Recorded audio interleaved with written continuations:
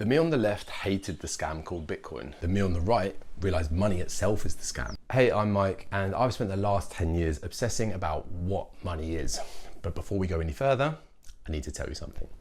I'm not trying to sell you Bitcoin. It makes no difference to me if you ever buy a single dollar of it.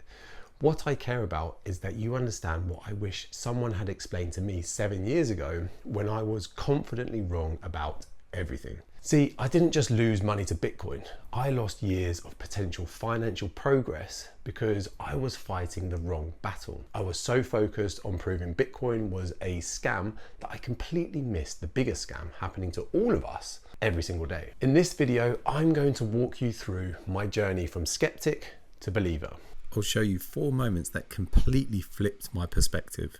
And the exact moment everything clicked, and give you the tools to make your own decision about what this means for you. But first, let's start with why I hated Bitcoin so much. Back in 2017, I fell for what I thought was a legit Bitcoin investment company. That was $1,000 gone overnight when they vanished. I also had one of my wallets hacked because I didn't know how to store the private keys.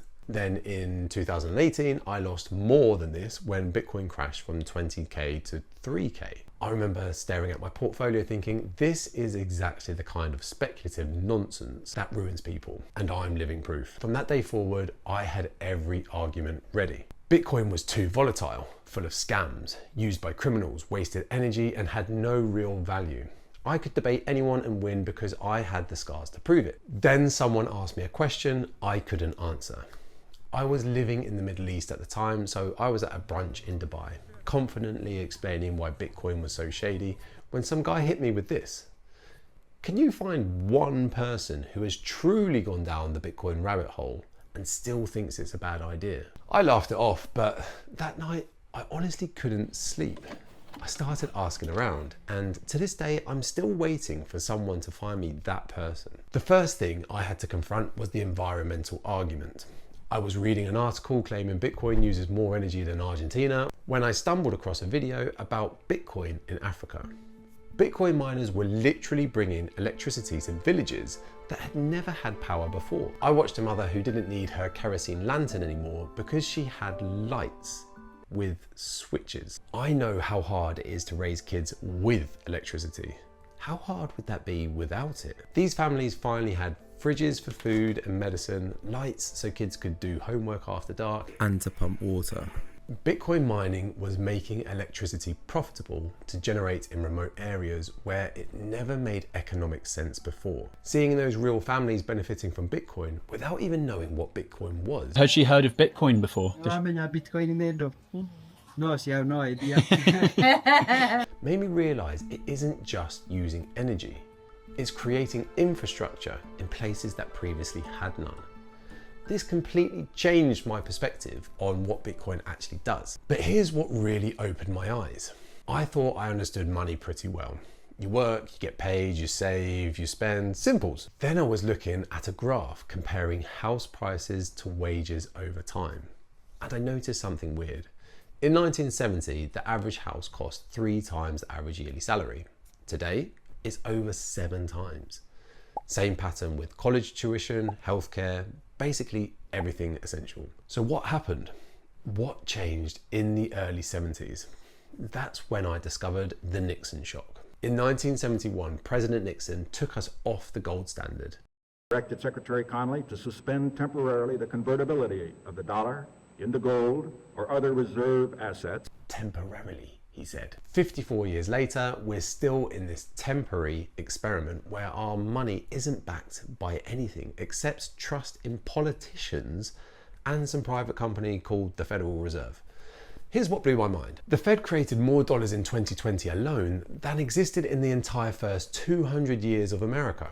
While I was worried about Bitcoin being fake money, I was holding dollars that were literally printed out of thin air. But don't worry, kids, here's a stimulus check. Yeah, I know, my accents are terrible. Suddenly everything made sense. Why does it feel like you're working harder but getting nowhere? Why does your paycheck buy less every year even when you get raises? Why do your parents' stories about buying houses and paying for college sound like fairy tales?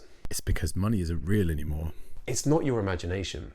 Since 1971, the purchasing power of your money has been systematically destroyed. That $100 your grandfather saved in 1971 can buy $15 today. And while I was losing thousands of dollars to Bitcoin crashes and scams, inflation was quietly stealing much more from me. So why am I sharing this journey with you? Because I realized that most people are exactly where I was in 2018. They're getting the wrong information or the right information explained terribly. We don't need more complicated techie tutorials, but we also don't need to be treated like idiots who can't understand it. Someone needs to bridge the gap between Bitcoin skeptics and true believers. Someone who's been on both sides and can speak the languages of both. That's what this channel is about. In the next 9 short videos for this series, I want to equip you with all the knowledge you need to make an informed decision and help you navigate this rabbit hole with your eyes wide open. The moment that truly converted me wasn't about price or adoption. It was realizing Bitcoin had been quietly building something unbreakable for over a decade while everyone else was distracted. If you're still skeptical about Bitcoin, and honestly, you should be if you haven't been down the rabbit hole, the next video will walk you through that exact revelation. Trust me, once you see what I saw, you'll understand exactly why I went from calling Bitcoin a scam to starting an entire channel about it.